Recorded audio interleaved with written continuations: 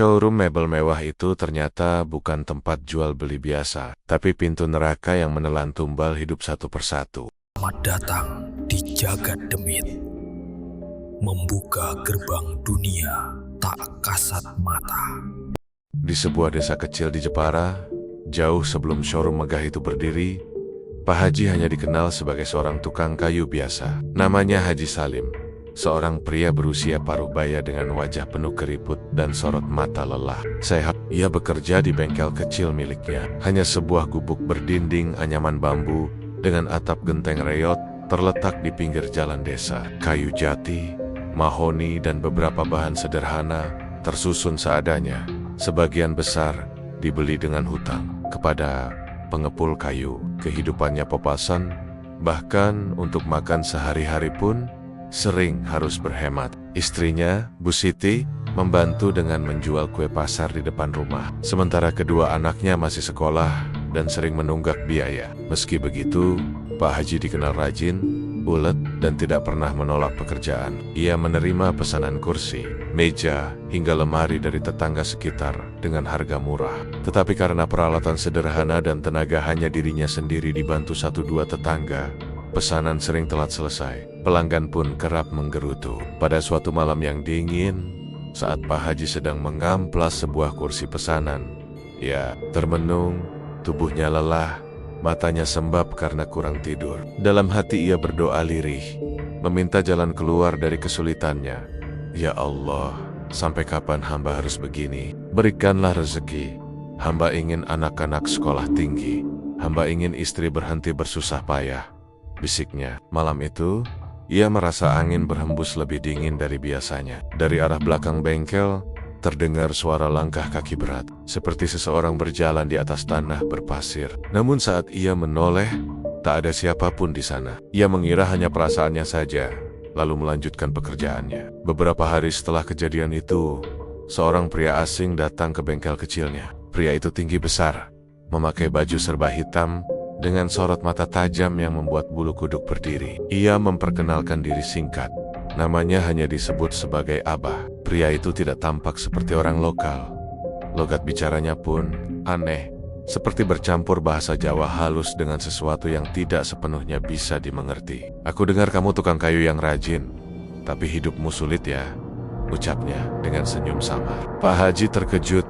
Bagaimana pria itu tahu tentang dirinya? Ia hanya mengangguk ragu. Abah lalu mengeluarkan sebatang kayu jati dari karung besar yang dibawanya. Kayu itu berbeda dari jati biasanya. Warnanya lebih gelap, hampir kehitaman, dan aroma aneh keluar dari permukaannya seperti bau tanah basah bercampur anyir. Buatlah kursi dari kayu ini. Kalau berhasil, rezekimu akan lancar, kata Abah. Meninggalkan kayu itu begitu saja, tanpa meminta bayaran. Sejak hari itu, hidup Pak Haji perlahan berubah. Kursi yang ia buat dari kayu hitam itu ternyata memiliki keindahan luar biasa. Ukiran sederhana, terlihat seperti dikerjakan oleh tangan maestro. Padahal ia hanya mengukir seadanya. Ketika kursi itu dijual, seorang pedagang perabot dari kota membeli dengan harga tinggi, bahkan memuji kualitasnya setara barang ekspor. Berita menyebar cepat. Semakin hari semakin banyak orang datang, memesan mebel kepada Pak Haji. Awalnya ia kewalahan, tetapi entah bagaimana, tangannya terasa ringan saat bekerja. Ukiran yang dulunya butuh berhari-hari, kini hanya memakan waktu 1 malam. Tenaganya tak pernah habis, bahkan meski ia begadang tanpa tidur. Keajaiban ini membuatnya semakin baik. Dalam hitungan bulan, dari bengkel reot itu lahirlah karya-karya menakjubkan. Ada lemari, dipan, kursi tamu, meja makan, semuanya tampak hidup, seolah punya jiwa. Pelanggan dari luar kota berdatangan, bahkan ada yang datang dari Surabaya, Jakarta, hingga Bali. Tak lama kemudian, seorang pengusaha perabot ekspor mengajaknya bekerja sama. Dari situlah kekayaan Pak Haji melonjak drastis. Ia mendirikan showroom besar di tepi jalan raya Jepara dengan papan nama mewah bertuliskan Mebel Haji Salim. Warga desa terperangah. Bagaimana mungkin hanya dalam 1 tahun seorang tukang kayu miskin bisa memiliki showroom berlantai 2, puluhan karyawan, dan truk pengangkut barang sendiri? Banyak yang iri, banyak pula yang kagum. Tetapi bisik-bisik mulai terdengar. Ada yang berkata Pak Haji mendapat warisan mendadak. Ada pun yang yakin ia menemukan investor kaya raya. Namun sebagian warga berbisik lebih jauh, mengatakan bahwa kekayaan itu bukan dari hal yang wajar. Aku sering lihat malam-malam ada truk berhenti di gudang belakangnya, tapi yang turun bukan orang biasa. Ada yang tinggi sekali, ada yang jalannya pincang seperti binatang, kata seorang tetangga berbisik di warung kopi. Dan kau tahu, karyawan yang bekerja lembur di showroom katanya mendengar suara orang menangis dari dalam kayu. Sambung yang lain dengan wajah pucat. Anehnya, meski rumor semakin aneh, showroom Pak Haji justru semakin ramai. Pembeli rela antre, bahkan kadang terjadi rebutan. Harga mebelnya selangit, tetapi orang tetap membayar karena kualitas ukiran yang tak tertandingi. Beberapa tamu asing juga berdatangan, membawa koper uang tunai untuk memesan dalam jumlah besar. Dari hari ke hari, kekayaan Pak Haji kian menumpuk. Rumahnya berubah menjadi bangunan megah, bergaya Jawa modern, dengan ukiran di setiap pintu dan jendela. Mobil mewah berjejer di garasi. Istrinya kini tidak lagi berjualan kue, melainkan sibuk mengurus arisan bersama istri pengusaha lain. Anak-anaknya bersekolah di luar kota dengan fasilitas lengkap. Namun di balik semua itu, ada perubahan mengerikan yang tidak disadari banyak orang. Tubuh Pak Haji memang tampak sehat, tetapi wajahnya sering terlihat pucat. Matanya kadang memerah, seolah ia tidak tidur berhari-hari. Suaranya pun berubah lebih berat. Bahkan beberapa karyawan berani bersumpah bahwa pernah mendengar suara Pak Haji bergema ganda, seperti ada sosok lain yang berbicara bersamanya. Kecurigaan makin kuat ketika seorang karyawan muda yang nekat mencoba mengintip ke gudang belakang showroom. Gudang itu selalu terkunci rapat, hanya Pak Haji yang boleh masuk. Saat karyawan itu berhasil mengintip lewat celah papan, ia melihat tumpukan kayu gelap seperti yang pernah diberikan Abah dulu. Dari sela kayu itu tampak mata merah menyala, menatap balik kepadanya. Karyawan itu jatuh pingsan, dan keesokan harinya ia memilih berhenti bekerja tanpa pamit. Kejadian itu membuat sebagian orang yakin bahwa kesuksesan Pak Haji bukanlah hasil kerja keras semata, melainkan ada campur tangan sesuatu yang tidak kasat mata. Namun, karena showroomnya terus membawa keuntungan bagi banyak pihak dari pemasok kayu, pengusaha ekspor, hingga warga desa yang ikut bekerja, tak ada yang berani terlalu jauh membicarakan atau menuduh. Semua hanya menyimpan rasa takut dalam hati. Dan sejak saat itu, nama Pak Haji bukan hanya dikenal sebagai juragan mebel sukses, tetapi juga sebagai sosok misterius yang dikelilingi aura ganjil. Kesuksesannya memang nyata, tapi pertanyaan besar selalu menghantui warga. Dari mana sebenarnya semua ini berasal, dan apa yang telah ia korbankan demi mencapai puncak kejayaan? Malam itu, showroom megah milik Pak Haji yang biasanya tutup selepas Isya, tiba-tiba tetap menyala terang. Lampu-lampu gantung kristal di ruang pamer mebel memantulkan bayangan aneh di kaca besar depan toko. Beberapa warga desa yang kebetulan lewat heran melihat pintu showroom masih terbuka. Dari kejauhan, tampak beberapa mobil hitam berplat luar kota terparkir rapi. Bukan mobil sembarangan, semua berjenis mewah, kaca gelap, dan berlapis kilau yang jarang sekali terlihat di desa. Itu sekitar 7 orang pria turun dari mobil. Mereka berpakaian hitam-hitam dengan wajah pucat dan tatapan dingin. Ada pula seorang perempuan berkerudung merah darah. Wajahnya cantik namun terlalu kaku, seperti topeng porselen. Tak ada yang mengenal mereka. Anehnya, suara mesin mobil berhenti, tetapi hawa di sekitar showroom justru menjadi lebih dingin, menusuk sampai ke tulang. Pak Haji menyambut mereka dengan senyum yang tampak dipaksakan. "Monggo, silakan masuk, tamu kehormatan," ucapnya dengan suara yang terdengar agak berat. Warga yang mengintip dari kejauhan melihat bagaimana para tamu itu masuk ke showroom tanpa banyak bicara, hanya menatap lekat-leket setiap mebel yang dipamerkan. Malam itu berlangsung transaksi yang tak biasa. Mereka tidak sekadar membeli kursi atau lemari, melainkan memesan mebel dengan bentuk yang membuat karyawan showroom gelisah ketika mendengar deskripsi. Salah satu pria tinggi menjelaskan dengan suara parau, mereka menginginkan lemari besar dengan ukiran berbentuk wajah-wajah manusia menjerit, lengkap dengan detail lidah dan gigi. Kursi pesanan lain berbentuk aneh. Sandarannya melengkung menyerupai tanduk kerbau, sedangkan kakinya dipahat seperti jari manusia. Ukir sesuai petunjuk. Jangan dikurangi sedikit pun. Kalau salah, kami akan tahu, kata perempuan berkerudung merah itu dengan senyum tipis. Karyawan yang berada di sekitar mendengar jelas instruksi itu, dan bulu kuduk mereka meremang. Mereka tak berani protes. Apalagi ketika Pak Haji langsung mengangguk, seolah ini bukan hal baru baginya. Inggih, akan kami kerjakan sesuai pesanan, jawabnya singkat. Sejak malam itu, suasana bengkel di showroom berubah mencekam. Kayu-kayu jati yang biasanya beraroma segar kini mengeluarkan bau amis, mirip darah yang mengering. Para karyawan yang bertugas mengukir mulai merasa ada yang tidak beres. Setiap kali pahat mereka menyentuh kayu, terdengar bisikan samar, seakan ada suara yang keluar dari dalam serat kayu. Lepaskan aku. Aduh, jangan ukir wajahku. Aku masih hidup. Suara-suara itu membuat tangan para karyawan gemetar. Ada yang berhenti bekerja dan mengelap keringat dingin. Ada pula yang memejamkan mata sambil terus memahat karena takut ketahuan. Malas, tetapi bisikan itu semakin lama semakin jelas, sampai terdengar seperti jeritan kesakitan. Suatu malam, salah seorang karyawan muda bernama Jono nekat bertanya pada temannya, "Kon krungu ora? Tadi kayu iki muni kaya wong nangis," bisiknya. Temannya yang lebih tua langsung menempelkan telunjuk ke bibir.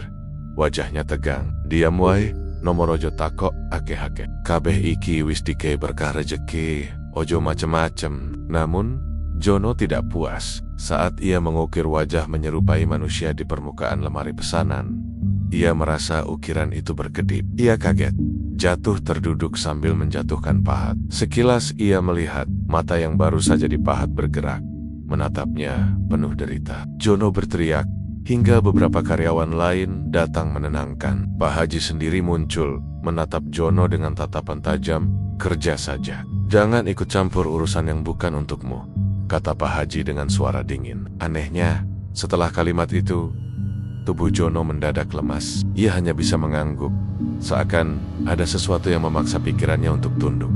Hari-hari berlalu. Ukiran-ukiran aneh itu selesai dalam waktu singkat, seakan tangan para karyawan digerakkan oleh kekuatan yang bukan milik mereka. Ketika mebel pesanan itu selesai, bentuknya begitu menyeramkan, tetapi anehnya tetap tampak indah, seolah punya daya tarik gaib. Malam pengiriman pun tiba.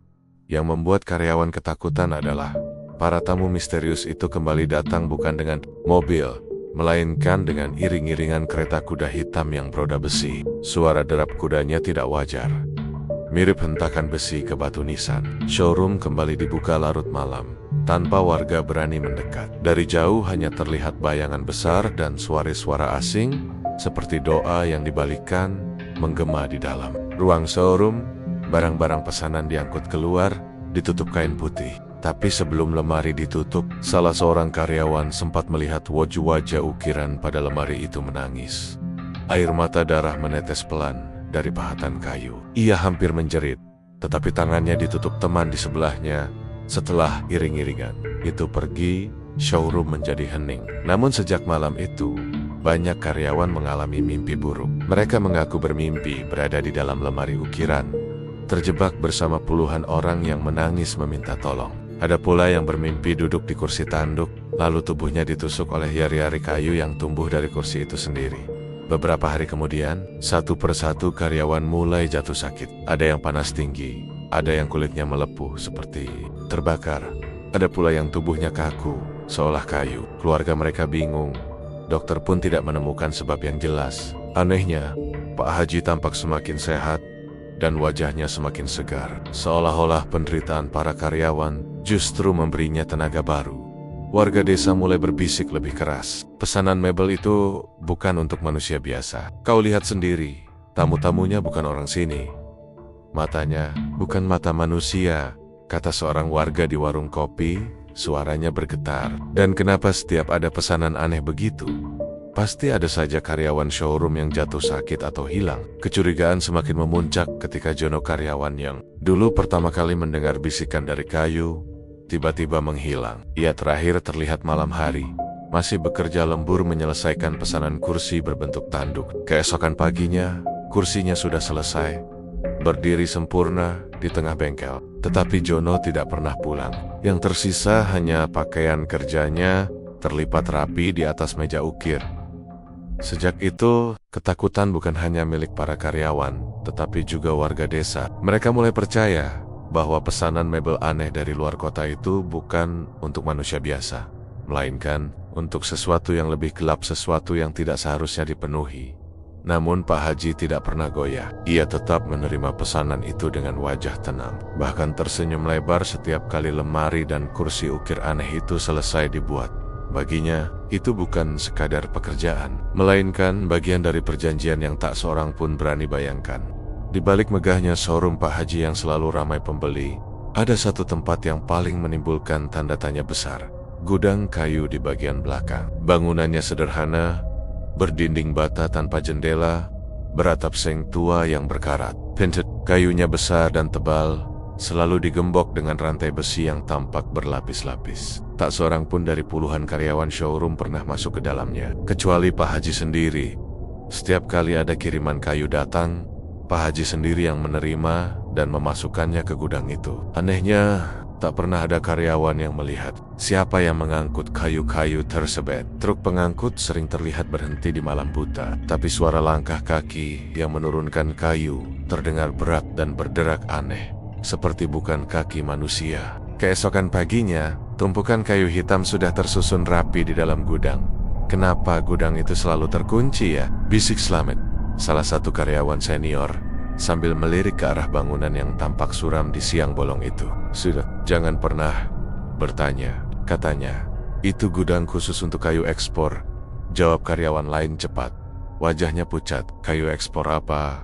Aku lihat sendiri kayunya hitam, bukan jati biasa." "Aromanya kayak bau darah basi," desis Slamet lagi. Kecurigaan makin bertambah ketika beberapa karyawan muda iseng mencoba mengintip lewat celah pintu gudang. Malam itu mereka sengaja tidak pulang, pura-pura lembur. Lalu saat suasana sepi mereka mendekat. Dari dalam gudang terdengar suara lirih, seperti bisikan banyak orang berbicara bersamaan. Ada pula suara ketukan, seperti kuku yang mencakar-cakar. Dinding kayu, salah satu dari mereka, Juri, menempelkan mata di celah pintu. Seketika wajahnya berubah tegang, tubuhnya kaku. Ia terbelalak, lalu menjerit panjang sebelum ambruk ke tanah. Tubuhnya kejang-kejang. Karyawan lain yang panik segera berlari menolong, tapi mulut Juri terus mengeluarkan kata-kata tak jelas. Aku lihat matanya. Banyak mata. Mereka menatapku," gumamnya dengan suara serak, sebelum akhirnya pingsan. Sejak kejadian itu, Juri tak pernah sama lagi. Ia sering melamun, berbicara sendiri, bahkan kadang ketakutan melihat potongan kayu biasa di bengkel. "Jangan ukir aku lagi, jangan ukir aku lagi." Begitu katanya berulang-ulang. Keluarganya terpaksa membawanya ke dukun desa, tapi tak ada yang bisa menyembuhkan sepenuhnya. Peristiwa itu membuat karyawan lain semakin takut mendekat ke gudang. Namun anehnya, Pak Haji justru semakin sering keluar masuk bangunan terlarang itu, terutama pada malam Jumat Kliwon. Warga desa yang rumahnya berdekatan dengan showroom pernah mendengar suara aneh dari arah gudang pada malam tertentu. Jeritan panjang seperti orang disembelih, lalu disusul bau anyir yang terbawa angin sampai ke jalan raya. Aku sempat lihat bayangan, gede sekali, tinggi kayak pohon kelapa, berdiri di belakang gudang itu. Cerita seorang warga di warung kopi dengan wajah kepalanya nunduk, matanya merah, tapi waktu aku kedip, hilang. Warga lain mengangguk, menimpali. Aku juga dengar suara gamelan dari sana, tapi gamelannya nggak wajar. Irama gendangnya terbalik, bikin telinga pengang. Kebamet gudang itu menyebar. Banyak karyawan yang akhirnya memilih berhenti kerja, meski gaji di showroom Pak Haji lebih besar dari tempat lain. Mereka tak sanggup menanggung teror malam hari. Namun sebagian tetap bertahan, dengan alasan rejeki tak boleh ditolak, meski harus hidup dalam ketakutan setiap hari. Puncaknya terjadi ketika seorang karyawan baru bernama Bayu, pemuda berusia 20 tahunan yang keras kepala, menantang larangan itu. Ia berkata lantang, masa cuma gudang kayu saja bikin orang gila? Aku akan buka pintunya, biar semua jelas." Malam itu, diam-diam Bayu membawa linggis, berniat membongkar gembok besi yang mengunci pintu gudang. Saat ia mencongkel rantai besi, suara dentum keras terdengar, seolah besi itu berteriak kesakitan. Tiba-tiba udara sekitar menjadi dingin menggigit, dan bau busuk menyeruak. Rantai itu patah dengan mudah, tapi yang terjadi setelah pintu terbuka membuat semua karyawan yang ikut mengintip berlari ketakutan dari dalam gudang. Bukan hanya tumpukan kayu yang terlihat, ada bayangan besar melintang, menyerupai tubuh manusia yang menempel pada batang kayu. Wajah-wajah samar tampak pada permukaan kayu hitam itu, seperti terjebak di dalamnya. Mulutnya menganga, seolah sedang berteriak. Mata mereka hidup, berkedip-kedip, menatap lurus ke arah Bayu. Bayu menjerit histeris. Tubuhnya terlempar ke belakang, lalu berguling di tanah sambil meronta. Matanya melotot, lidahnya terjulur panjang, dan suara aneh keluar dari kerongkongannya. Bukan lagi suaranya sendiri. "Kenapa kau buka pintu ini? Ini bukan untukmu. Ini tempat kami." Suaranya bergema dua lapis, berat dan menyeramkan.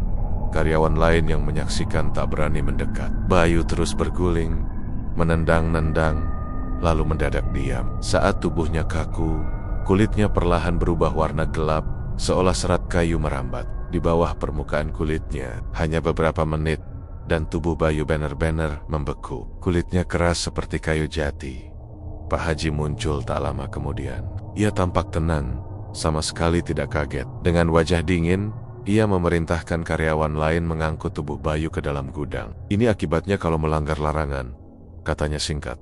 Tak ada yang berani membantah. Tubuh Bayu lenyap bersama pintu gudang yang kembali digembok rapat. Sejak malam itu, tak ada satupun yang berani mendekat. Gudang itu benar-benar jadi wilayah tabu. Bahkan siang hari pun, jika orang lewat di sampingnya, mereka bisa merasakan hawa dingin keluar. Dari celah-celah dinding, kadang terdengar suara ketukan pelan, seperti seseorang yang meminta dikeluarkan. Kadang pula terdengar suara napas berat, seolah ada raksasa yang terkurung di dalamnya. Warga desa makin yakin bahwa gudang itu bukan sekadar tempat menyimpan kayu. Ada sesuatu yang lebih kelam, sesuatu yang menjadi sumber kekayaan, sekaligus kutukan. Bagi Pak Haji, sebuah rahasia yang tidak boleh dibuka. Karena sekali saja seseorang melihat isinya, hidupnya tak akan pernah sama lagi. Nama showroom Pak Haji semakin dikenal luas, bahkan hingga ke kota-kota besar. Tidak hanya kursi, meja, atau lemari, kini ia juga menjual patang-patang ukiran jati dengan bentuk beragam dari tokoh pewayangan, harimau, naga, hingga tokoh manusia dengan ekspresi wajah yang sangat detail. Banyak orang kagum karena ukiran itu tampak hidup, seakan mata patung bisa menatap balik siapapun yang melihatnya terlalu lama.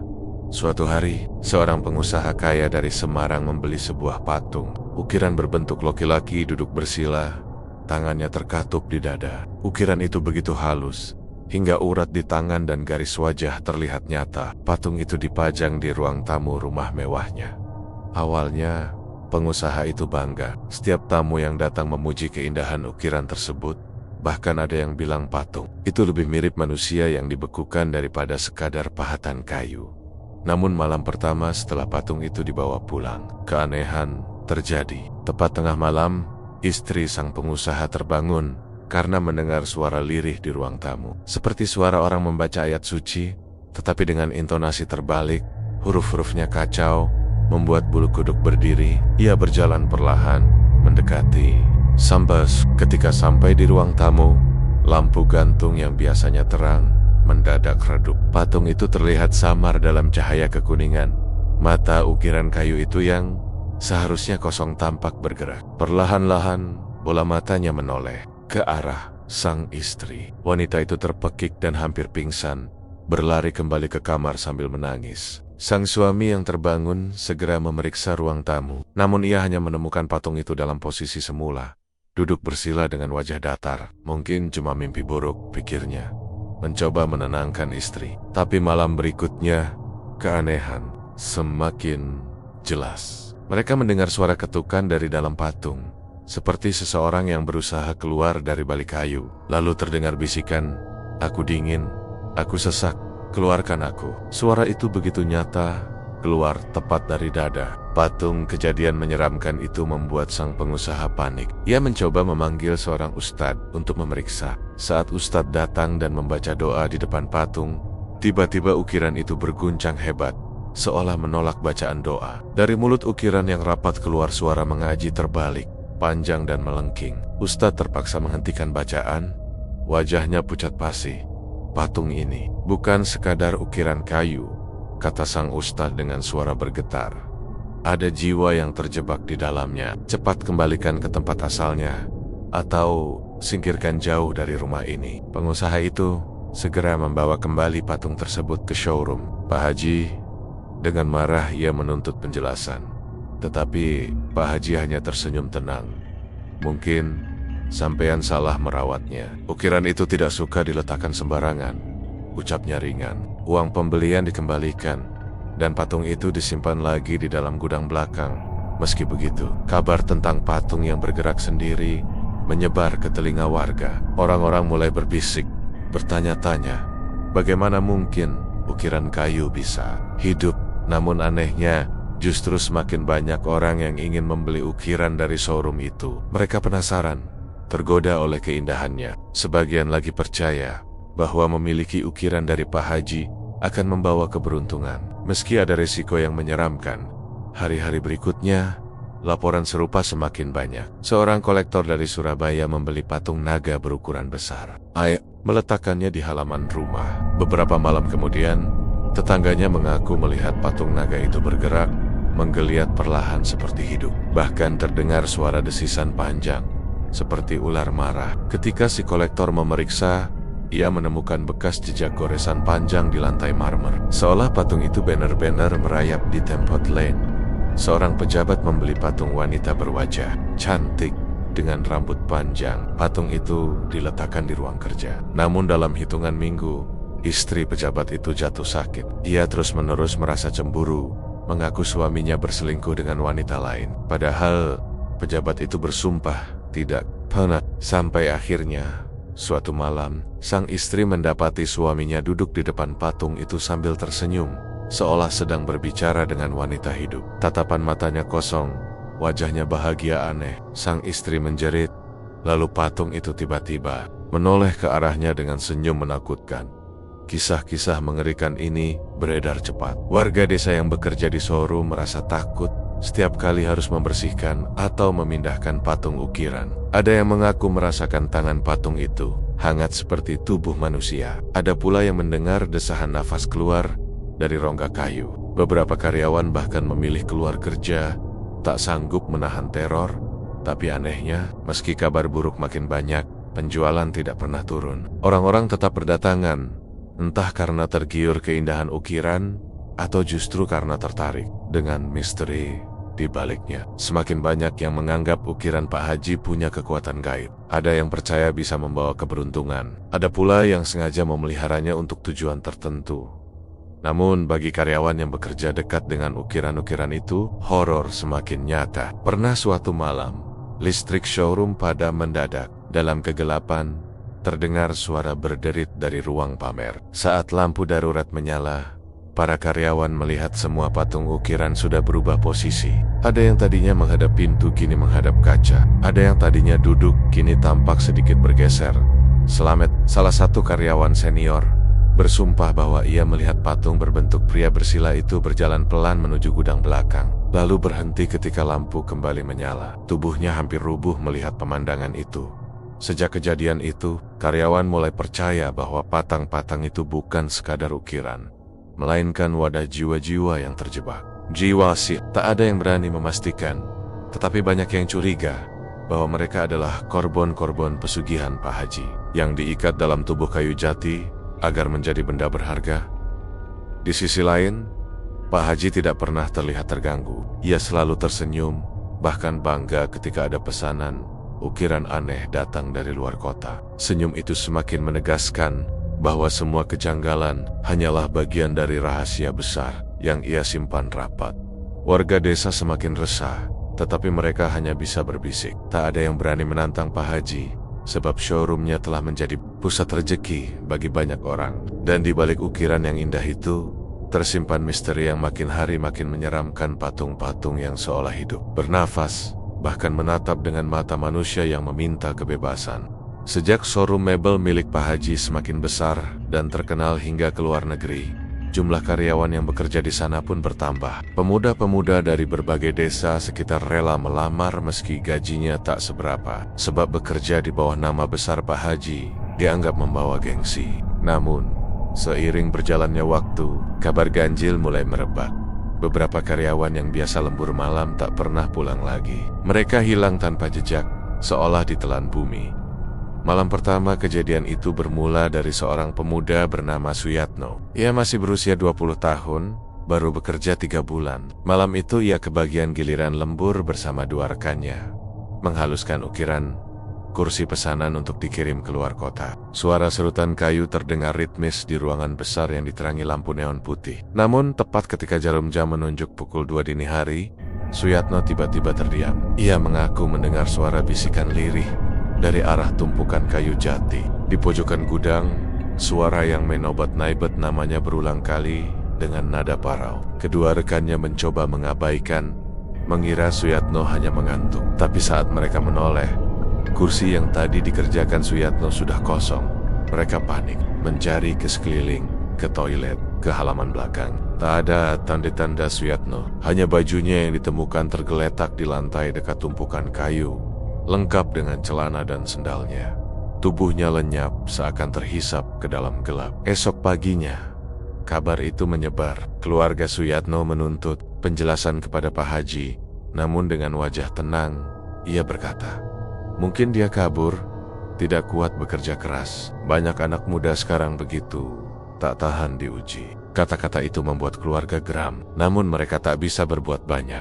Belum hilang duka keluarga Suyatno, sebulan kemudian kejadian serupa menimpa lagi. Kali ini yang hilang adalah 2 karyawan sekaligus, Randy dan Kasmudi. Mereka terlihat sedang memindahkan kayu ke gudang belakang pada malam hari. Ketika pekerja lain datang pagi-pagi, pintu gudang masih terkunci rapat dari luar, namun pakaian keduanya sudah tergeletak di dekat pintu, seperti sengaja diletakkan. Tubuh mereka tak pernah ditemukan. Rasa takut mulai menyelimuti karyawan lain. Beberapa di antaranya mengundurkan diri, memilih mencari pekerjaan lain meski lebih sulit. Namun anehnya, selalu saja ada pemuda baru yang datang melamar. Seolah ada daya tarik gaib yang memaksa orang untuk bekerja di sana.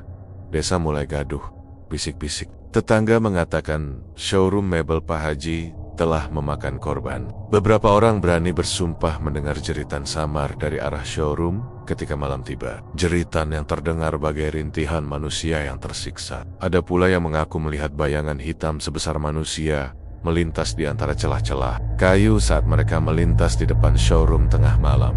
Namun, usaha Pak Haji justru semakin maju. Setiap kali ada karyawan yang hilang, tidak lama kemudian showroomnya mendapat pesanan besar dari luar negeri. Lemari, kursi, hingga patung ukiran dalam jumlah banyak. Semua dibeli dengan harga fantastis. Seolah-olah hilangnya satu nyawa menjadi tumbal bagi datangnya keuntungan yang berlipat ganda di kalangan karyawan yang tersisa. Mulai muncul rumor menyeramkan tentang gudang kayu yang terlarang di belakang showroom. Ada yang bersumpah melihat dengan mata kepala sendiri sesosok bayangan tinggi besar berdiri di antara batang kayu jati. Ada pula yang mengaku mendengar suara kayu berderit sendiri, meski tak ada yang menyentuhnya. Semakin malam, gudang itu terasa semakin hidup, seperti ada sesuatu yang bersemayam di dalamnya. Ketika keluarga korban menuntut kejelasan kepada pihak berwajib, anehnya kasus itu selalu berhenti di tengah jalan. Polisi hanya melakukan pencarian seadanya, lalu menyimpulkan bahwa para karyawan hilang dengan kemauan sendiri. Tak ada bukti, tak ada saksi, dan selalu saja keluarga dipaksa menerima kenyataan bahwa anak mereka tidak akan kembali. Kakirik, warga makin besar. Pak Haji pasti punya orang dalam, atau bahkan perlindungan dari sesuatu yang jauh lebih gelap dari sekadar hukum manusia. Suatu malam, seorang karyawan bernama Slamet memberanikan diri untuk mencari tahu kebenaran. Ia diam-diam menunggu hingga showroom tutup, lalu menyelinap ke halaman belakang untuk mengintip ke gudang. Dari celah pintu, ia melihat sesuatu yang membuat darahnya membeku. Batang-batang kayu jati itu ternyata tidak hanya kayu biasa. Pada beberapa batang, tampak wajah manusia yang menonjol samar di permukaannya, seperti wajah yang membeku di tengah jeritan. Ada mata yang terpejam rapat, mulut yang terenganga, bahkan bentuk tangan yang seolah meronta dari dalam serat kayu. Slamet menahan napas, tubuhnya gemetar. Namun sebelum sempat mundur, pintu gudang berderit pelan. Dari dalam terdengar suara berat, parau, namun jelas memanggil namanya, Slamet. Dengan panik, ia lari terbirit-birit meninggalkan showroom malam itu. Keesokan harinya, Slamet tidak berani lagi masuk kerja. Ia memilih menghilang dari desa, tak pernah kembali. Orang-orang percaya, ia melarikan diri karena trauma dengan apa yang dilihatnya. Meski begitu, karyawan baru tetap berdatangan, dan pola itu berulang setiap kali Ada yang lembur di showroom atau disuruh memindahkan kayu ke gudang. Ada saja yang tidak kembali. Pakaian mereka selalu ditinggalkan. Tubuh mereka lenyap entah kemana. Showroom mebel Pak Haji semakin kaya, sementara keluarga korban hanya bisa menangis tanpa keadilan. Di hati warga muncul ketakutan sekaligus kebencian yang mereka pendam. Namun tak seorang pun berani menantang Pak Haji secara langsung. Mereka tahu kekuatan yang melindungi usaha itu bukan sekadar modal dan koneksi. Ada kekuatan gaib yang bersemayam di balik setiap kayu jati, setiap yukeran, dan setiap patung yang keluar dari showroom itu. Sejak saat itu, setiap kali ada karyawan yang lembur, orang-orang desa hanya bisa berdoa. Mereka tahu, salah satu dari anak-anak itu mungkin tidak akan pernah kembali. Dan showroom Pak Haji, meski dari luar tampak mewah dan harum kayu jati, sejatinya telah berubah menjadi mulut raksasa yang menelan jiwa-jiwa muda sebagai persembahan bagi kekayaan sang pemilik.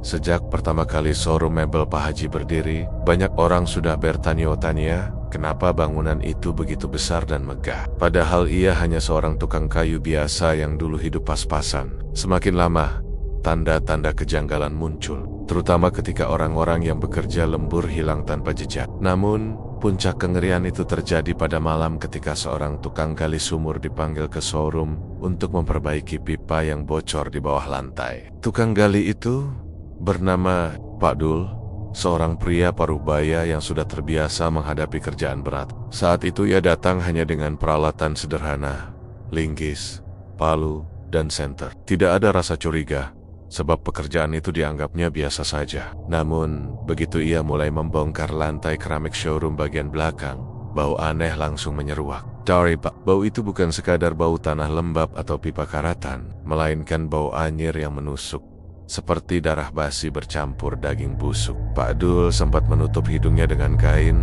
berusaha menahan mual. "Pak Haji, ini kok baunya kayak bukan pipa doang?" gumamnya lirih. Pak Haji yang berdiri mengawasi hanya menatap tajam dengan wajah datar. "Kerjain saja, Dul, jangan banyak tanya. Nanti upahmu kutambah." Ucapan itu membuat bulu kuduk Pak Dul berdiri. Ada ketegasan yang terasa seperti ancaman dalam suara Pak Haji. Dengan terpaksa, ia melanjutkan menggali. Beberapa menit kemudian, linggisnya mengenai sesuatu yang keras. Bukan pipa, bukan juga batu. Dengan hati-hati, ia membersihkan tanah di sekitarnya. Lalu tersentak saat melihat deretan tulang putih yang tersusun acak. Tulang itu jelas milik manusia. Ada tulang lengan, tulang iga, bahkan tengkorak yang sudah retak. Senter kecilnya bergetar di tangan. Jantungnya berdegup kencang. Tenggorokannya kering. "Innalillahi, ini kuburan Pak Haji," bisiknya ketakutan. Seketika udara di dalam ruangan seakan lebih dingin. Pak Dul merasakan ada sesuatu yang ikut mengawasinya dari kegelapan lubang itu, seperti mata-mata tak kasat mata yang menyala dalam kegelapan tanah. Pak Haji melangkah mendekat, wajahnya tetap tanpa ekspresi. Ia menatap langsung ke arah tulang-tulang itu, lalu tanpa ragu mengeluarkan dompet tebal dari sakunya. Beberapa lembar uang ratusan ribu disodorkan ke tangan Pak Dul yang masih gemetar. "Anggap saja kau tidak pernah lihat apa-apa. Tutup lubangnya lagi. Jangan ceritakan ini pada siapapun. Kalau kau buka mulut, keluargamu yang jadi taruhannya." Kata-kata itu meluncur dengan tenang, namun terasa seperti belati yang menusuk. Pak Dul menelan ludah.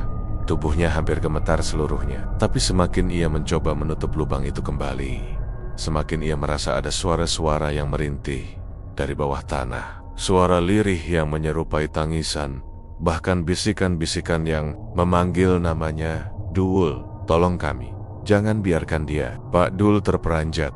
Linggis di tangannya terlepas dan jatuh ke lantai. Dengan panik ia berlari keluar showroom tanpa menoleh ke belakang, meninggalkan pekerjaannya. Malam itu, ia pulang dalam keadaan pucat pasi, napas terengah-engah, dan keringat dingin membasahi tubuhnya. Istrinya yang melihatnya bingung Bukan. Main Pak, kenapa? Kok kayak habis dikejar setan? Tanyanya. Namun Pak Dul hanya menggeleng, tak sanggup menceritakan apa yang dilihatnya. Meski begitu, rahasia tak pernah benar-benar bisa disembunyikan. Beberapa hari kemudian, tetangga mendengar kabar dari mulut ke mulut. Ada yang mengatakan showroom Pak Haji dibangun di atas kuburan rahasia. Ada yang lebih berani menyebut bahwa itu bukan kuburan biasa, melainkan tempat tumbal manusia untuk memperlancar usahanya. Isu semakin liar ketika beberapa warga yang nekat lewat di sekitar showroom pada tengah malam mencium bau anyir darah dari balik tembok. Ada pula yang mengaku mendengar suara-suara jeritan samar dari dalam tanah, seakan ada orang yang dikubur hidup. Kehebohan itu membuat keluarga karyawan yang hilang semakin yakin bahwa showroom itu menyimpan sesuatu. Mereka mendatangi rumah Pak Haji, menuntut penjelasan, namun Pak Haji selalu menolak menemui mereka, hanya mengutus orang kepercayaannya untuk memberikan sedikit uang sebagai ganti rugi. Anak kalian memang sudah lama pergi, mungkin kabur, mungkin sudah tidak betah kerja, jangan lagi salahkan Pak Haji. Begitu alasan yang selalu diberikan. Akan tetapi, keluarga korban tidak begitu saja percaya. Mereka mulai mendatangi dukun-dukun kampung untuk mencari jawaban gaib. Salah satu dukun yang terkenal sakti, Mbah Kromo, diminta datang ke sekitar showroom. Malam itu Mbah Kromo duduk bersila di seberang showroom, menyalakan dupa dan membaca mantra. Beberapa warga ikut menyaksikan. Angin malam tiba-tiba bertiup kencang. Dedaunan berguguran dan lampu jalan berkelap-kelip seolah hendak padam. Dari mulut Mbah Kromo keluar suara berat, seperti bukan suaranya sendiri. Showroom ini berdiri di atas kuburan tumbal. Banyak roh yang terperangkap di dalamnya. Mereka tidak bisa keluar. Mereka dipaksa menjaga kekayaan pemiliknya. Dan sekali showroom ini membutuhkan darah baru, akan ada lagi yang dikorbankan. Warga yang mendengar itu bergidik ketakutan. Seorang ibu langsung menangis karena teringat anaknya yang hilang ketika bekerja lembur. Namun belum sempat warga berbuat banyak. Dari dalam showroom terdengar suara ketukan keras, seperti palu ukir yang menghantam kayu. Suara itu berulang-ulang, semakin lama semakin cepat, lalu berubah menjadi jeritan panjang yang membuat semua orang membekap telinga. Mbah Kromo berusaha menutup ritualnya, namun wajahnya pucat pasi. Aku tidak bisa menahan mereka lama-lama. Roh-roh itu marah. Mereka haus darah, katanya lirih. Setelah kejadian itu, showroom Pak Haji semakin ditakuti. Orang-orang tetap membeli mebel karena kualitasnya memang tak tertandingi. Namun tidak ada yang berani mendekat malam-malam. Bahkan beberapa karyawan meminta keluar, tapi selalu ada yang menggantikan. Seolah showroom itu tidak pernah kekurangan pekerja baru, meski banyak yang hilang tanpa jejak. Diam-diam, rahasia kuburan di bawah showroom menjadi buah bibir di seluruh Jepara. Semua orang tahu, tapi tak seorang pun berani membicarakannya secara terbuka. Sebab setiap kali ada yang nekat membuka suara terlalu jauh, mereka selalu mengalami nasib buruk. Ada yang jatuh sakit mendadak, ada yang rumahnya terbakar, bahkan ada yang ditemukan meninggal misterius. Dan di antara bisikan-bisikan itu, nama Pak Haji selalu disebut-sebut sebagai dalang pesugihan paling kelam yang pernah ada di kota ukir tersebut. Api yang melahap rumah keluarga Sumarno di tepi kota Jepara menjadi bahan pembicaraan warga berhari-hari lamanya. Malam itu, sekitar pukul 2 dini hari, api menjalar cepat dari ruang dapur yang diduga korsleting. Dalam waktu singkat, api membesar hingga melahap seluruh bangunan kayu dan perabotan di dalamnya. Jeritan keluarga Sumarno memecah sunyi malam, namun warga sekitar terlambat menyadari. Ketika akhirnya api padam dengan bantuan mobil pemadam, hanya puing-puing arang yang tersisa. Atap rubuh, dinding hangus, dan perabotan lain lenyap tak berbentuk. Akan tetapi ada satu pemandangan yang membuat semua orang terperangah. Sebuah lemari ukir jati tinggi menjulang, berdiri kokoh di tengah abu gosong, tanpa satu gores pun terbakar. Lemari itu berwarna coklat mengilap, bahkan masih mengeluarkan aroma wangi kayu yang baru saja dipoles minyak. Padahal sekelilingnya hitam pekat, terbakar habis. Astagfirullah, ini bagaimana bisa? Ucap salah satu tetangga, mundur selangkah. Dengan wajah pucat, beberapa orang mendekat, mencoba menyentuh permukaan lemari. Aneh sekali, kayu itu terasa dingin, tidak panas sama sekali. Padahal, api baru saja padam sejam sebelumnya. Kabar itu menyebar cepat. Keesokan paginya, Puluhan orang datang hanya untuk melihat langsung lemari ajaib yang tak terbakar itu. Ada yang berbisik, ada pula yang toreng-torengan mengatakan, kalau lemari itu berisi makhluk gaib. Lemari itu kan bikinannya showroom, Pak Haji, kata salah seorang warga. Ucapan itu membuat semua terdiam. Nama Pak Haji memang sudah lama menjadi bisik-bisik, apalagi setelah kabar tentang patung ukir yang bisa bergerak sendiri beredar. Kini bukti nyata di depan mata membuat gosip semakin meledak. Pihak keluarga Sumarno sendiri merasa ketakutan. Istri Sumarno mengaku bahwa malam sebelum kebakaran, ia mendengar suara ketukan dari dalam lemari itu. Seolah-olah ada sesuatu yang ingin keluar. Ia pikir itu hanyalah imajinasinya. Tetapi setelah kebakaran, ketakutan itu berubah jadi keyakinan bahwa lemari tersebut memang tidak wajar. Keluarga itu pun berusaha menyingkirkan lemari tersebut dengan menyerahkannya kepada tetua kampung agar dibakar kembali di lapangan kosong. Anehnya, meski sudah disiram bensin dan dinyalakan api, lemari itu tetap tidak mempan. Apinya justru mati seketika, padahal kayu kering di sekitarnya habis terbakar. Beberapa orang yang menyaksikan langsung mengucap takbir keras-keras. Merasa ada sesuatu yang dilindungi. Kekuatan gelap, desas-desus pun semakin tak terkendali. Ada yang bilang lemari itu memang sudah diisi dengan tumbal nyawa manusia. Roh-roh penasaran yang dijadikan penunggu agar mebel Pak Haji selalu kuat dan istimewa. Ada pula yang mengatakan bahwa lemari itu adalah tempat singgah setan yang menjadi mitra pesugihan Pak Haji. Warga kampung mulai resah. Sebagian memilih menjauh dari showroom, tetapi anehnya sebagian lain justru semakin tertarik membeli. Kelak, lemari dan kursi Pak Haji sekuat itu berarti awet sekali. Worth it buat dibeli, ujar seorang pembeli kaya dari kota, seolah tak peduli dengan cerita seram yang beredar. Justru karena keanehan itu, showroom Pak Haji semakin ramai. Namun di balik keramaian, karyawan showroom merasakan suasana semakin mencekam. Malam hari, saat mereka harus memoles ukiran atau menata barang, sering terdengar bunyi seret seperti kuku mencakar kayu. Ada juga suara nafas berat dari dalam lemari yang dipajang. Salah satu karyawan bernama Bagus bersumpah melihat pintu lemari bergetar sendiri, lalu dari sela-sela ukiran keluar asap tipis berbau anyir seperti darah. Bagus ketakutan setengah mati dan memutuskan berhenti kerja keesokan harinya. Tapi aneh, 2 hari setelahnya, tubuh Bagus ditemukan di sungai dalam keadaan mengenaskan. Mulutnya terbuka seolah berteriak, dan tangannya menggenggam serpihan ukiran. Kayu showroom kematian Bagus mempertebal dugaan bahwa mebel itu memang menyimpan nyawa manusia. Keluarganya yakin Bagus jadi korban karena tahu terlalu banyak. Mereka mendatangi showroom menuntut penjelasan. Namun Pak Haji hanya duduk dengan wajah tenang, berkata, "Anakmu sudah takdirnya begitu. Jangan salahkan usahaku." Ucapannya membuat keluarga itu menangis histeris, tetapi tak berdaya karena banyak orang yang justru membela Pak Haji, menganggap semua itu fitnah belaka. Posisi Pak Haji semakin kuat karena ia punya backing orang-orang penting yang sudah jadi langganannya.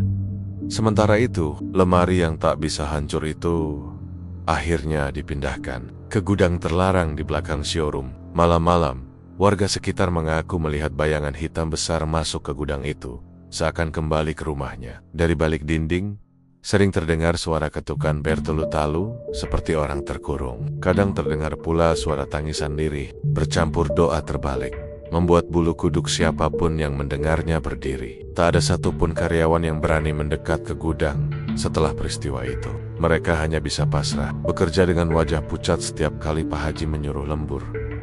Seiring waktu, keanehan pada mebel Pak Haji makin sering terjadi. Ada kursi ukir yang tiba-tiba berdarah dari sela pahatan bunga. Ada meja makan yang jika disentuh pada malam Jumat terasa berdenyut seperti jantung manusia. Bahkan ada kasur kayu yang ketika diduduki terdengar suara orang merintih kesakitan di dalamnya. Semua itu membuat sebagian pembeli ketakutan, tetapi tetap saja tak menghentikan aliran orang kaya dari luar kota yang datang membeli. Showroom itu semakin makmur, semakin besar, sementara di sekelilingnya aura mencekam makin tebal. Seolah ada puluhan arwah yang terjebak di dalam setiap ukiran jati. Orang-orang mulai percaya bahwa kekuatan showroom Pak Haji bukan sekadar keterampilan tukang ukir, melainkan hasil dari perjanjian gelap yang ditanamkan ke dalam setiap kayu. Lemari yang tak bisa hancur dalam kebakaran hanyalah salah satu bukti nyata bahwa mebel itu sudah bukan sekadar benda, melainkan wadah bagi Roro yang dikorbankan. Dan sejak hari itu, warga Jepara tak lagi melihat mebel dengan cara yang sama. Setiap ukiran jati yang berkilau indah seolah menyimpan jeritan di balik kilapnya, menunggu saat yang tepat untuk menunjukkan wajah aslinya. Malam di Jepara selalu sunyi. Setelah pukul 9, jalanan sekitar showroom Pak Haji biasanya lengang. Hanya ada suara serangga dan sesekali gonggongan anjing. Namun, beberapa warga yang rumahnya tak jauh dari showroom mulai menyadari ada kejanggalan. Showroom itu, meski lampu sudah dipadamkan dari luar, seakan masih beroperasi. Dari kejauhan, kaca-kaca besar yang membatasi ruang pamer memantulkan cahaya redup kekuningan, seolah ada lampu dari dalam yang samar menyala. Lebih aneh lagi, bayangan orang-orang terlihat bergerak di balik kaca. Padahal jelas toko sudah tutup sejak sore. Seorang pedagang angkringan bernama Darto yang mangkal di seberang showroom pernah bercerita pada pelanggan langganannya. Katanya, setiap tengah malam ia melihat sesuatu yang tidak bisa dijelaskan. Bukan sekadar bayangan manusia biasa, melainkan siluet tubuh tinggi menjulang 2 kali lipat lebih besar dari orang normal. Ada pula yang tampak seperti sosok tanpa kepala, berjalan mondar-mondir di antara lemari ukiran dan kursi jati. Yang bikin bulu kuduk berdiri, kata Darto, mereka seperti menawar barang. Ada yang menunjuk, ada yang seperti moro beraba permukon, kayu.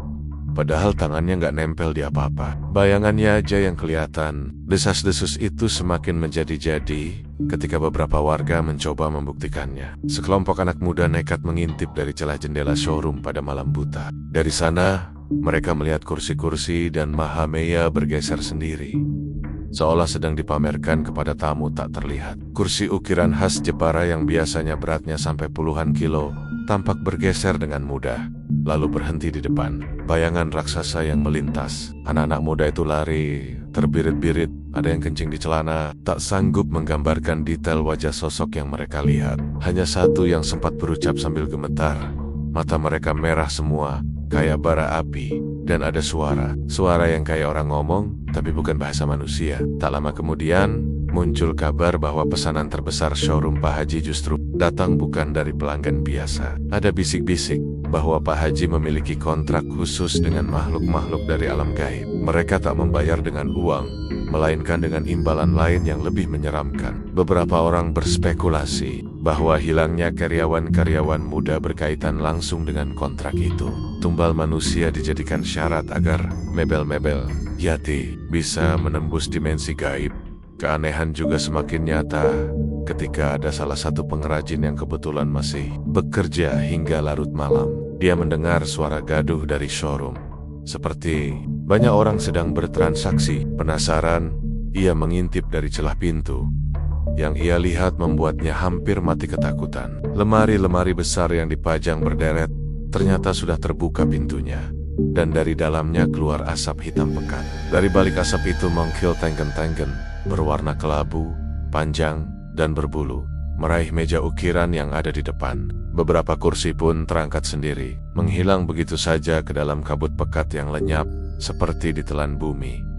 Si pengrajin itu lari tak tentu arah, lalu jatuh pingsan di jalan. Keesokan harinya, ia ditemukan oleh warga dalam keadaan linglung. Setelah sadar, ia hanya bisa berteriak-teriak, "Barangnya dijual ke setan!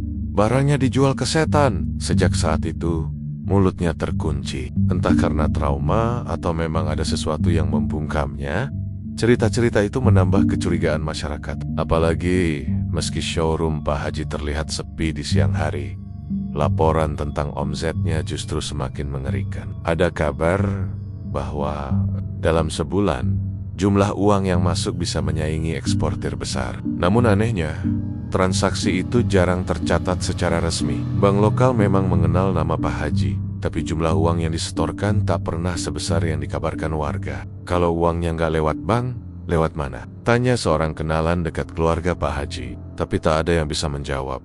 Yang lebih mengerikan, pelanggan-pelanggan dari dunia gaib itu kadang meninggalkan jejak. Pernah suatu pagi, seorang karyawan menemukan showroom dalam keadaan kacau. Kursi-kursi ukir berantakan, meja terbalik, dan kaca etalase pecah tanpa alasan.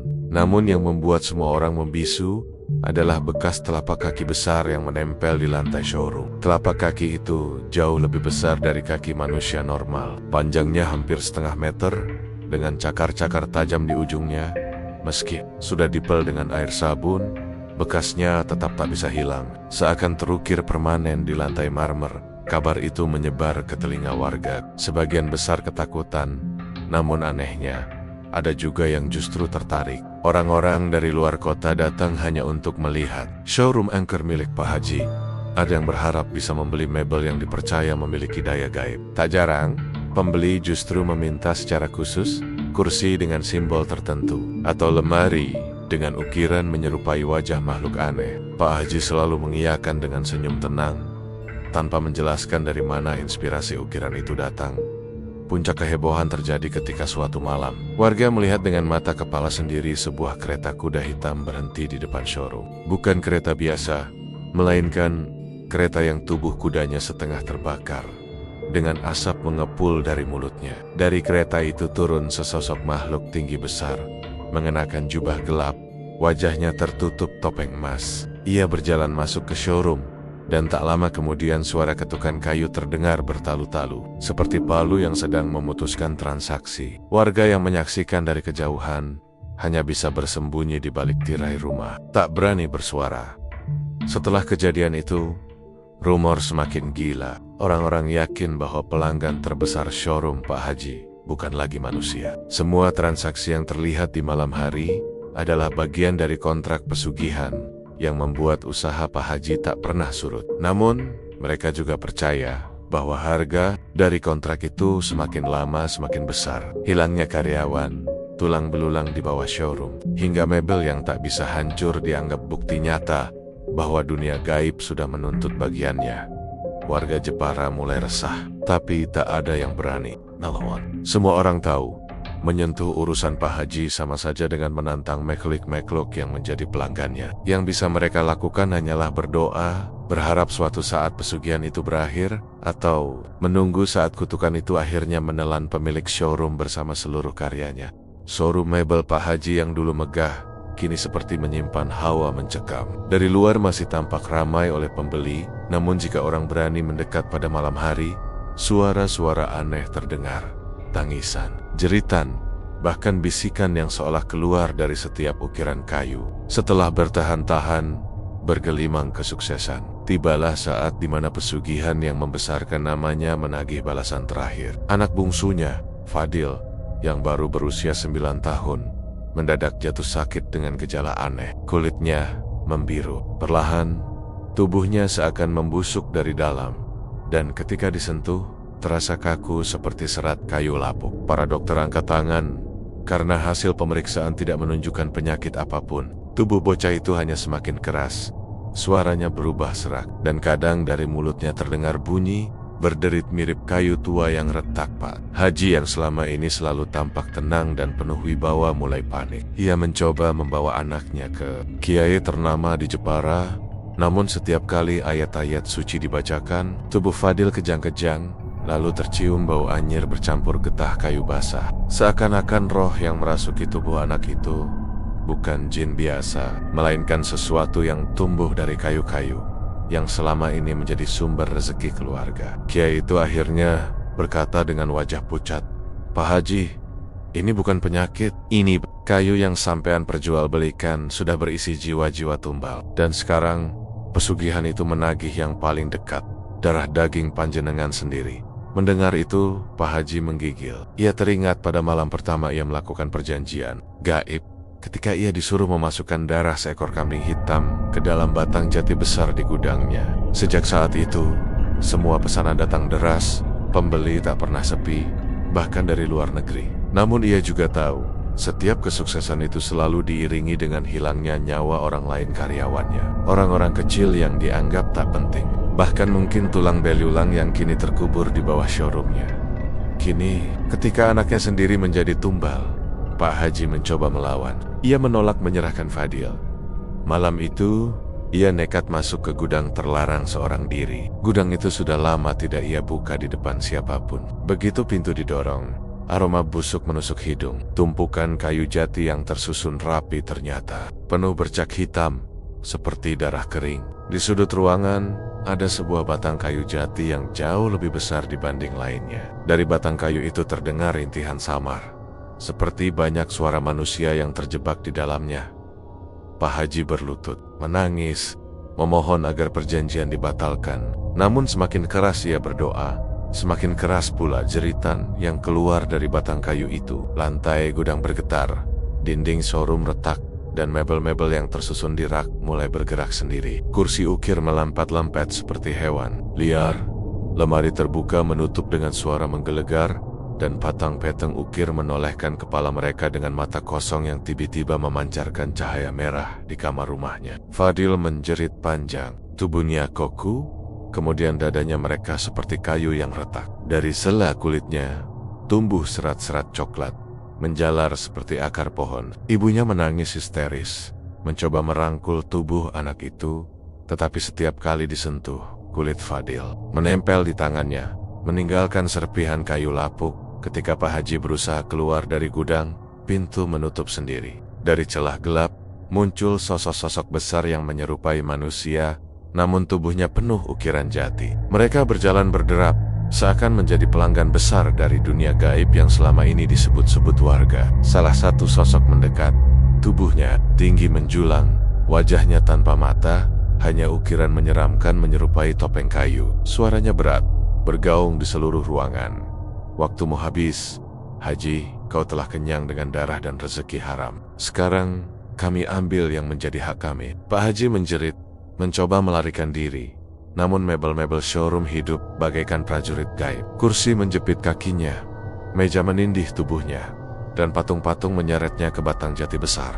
Di sudut gudang, ia meronta, memohon ampun, menyebut nama Allah, namun mulutnya dibungkam oleh akar kayu yang merambat dari lantai. Perlahan-lahan tubuhnya ditelan masuk ke batang jati itu. Sementara jeritan dan tangisannya terdengar seperti gema panjang yang menyayat. Di saat bersamaan, showroom berubah menjadi neraka hidup. Warga yang kebetulan melintas malam itu melihat bangunan mebel Pak Haji bergetar hebat. Dari celah-celah jendela, cahaya merah keluar, disertai suara jeritan yang tak terhitung jumlahnya. Mebel-mebel di dalam showroom menjerit, seolah puluhan manusia dikurung di dalam kayu. Beberapa bahkan terlihat bergerak sendiri menempel ke dinding, seakan mengisi showroom itu dengan roro terperangkap. Ketika pagi datang, showroom itu masih berdiri, tetapi sunyi. Pintu terkunci, tidak ada seorang pun di dalam. Namun orang-orang yang berani mendekat mengaku mendengar suara ketukan dari dalam kayu, seperti ada yang meminta tolong. Sejak hari itu, keluarga Pak Haji menghilang tanpa jejak. Tidak ada lagi yang melihat istrinya. Tidak ada lagi yang mendengar kabar tentang anak-anaknya. Namun di malam-malam tertentu, orang yang melewati showroom itu bersumpah mendengar suara anak kecil menangis. Suara yang menyerupai Fadil, memanggil-manggil ayahnya. Warga semakin yakin bahwa showroom tersebut kini bukan sekadar tempat jual beli mebel, melainkan penjara bagi jiwa-jiwa tumbal pesugihan. Orang-orang yang dulu membeli mebel dari sana pun mulai membuang barang-barang itu ke sungai atau membakarnya. Meski anehnya, kayu-kayu itu tak pernah benar-benar hancur. Akhirnya, showroom mebel Pak Haji dijuluki warga sebagai rumah kayu terkutuk. Tidak ada yang berani membelinya. Tidak ada yang berani merobohkannya. Bangunan itu tetap berdiri, seakan menjadi monumen kutukan abadi atas keserakahan manusia yang bersekutu dengan dunia gaib. Dan setiap malam, jika seseorang cukup nekat untuk mendekat, mereka bisa mendengar bisikan lirih dari dalam kayu ukir yang dipajang di dalam, jeritan, doa, dan ratapan dari tumbal-tumbal yang tak pernah tenang. Pesugihan memang memberi jalan singkat menuju kemewahan, tetapi balasannya selalu lebih mahal daripada yang bisa dibayar manusia. Dan Pak Haji, Raja Mebel Jepara, telah menjadi saksi sekaligus korban terakhir dari perjanjian terlarang itu.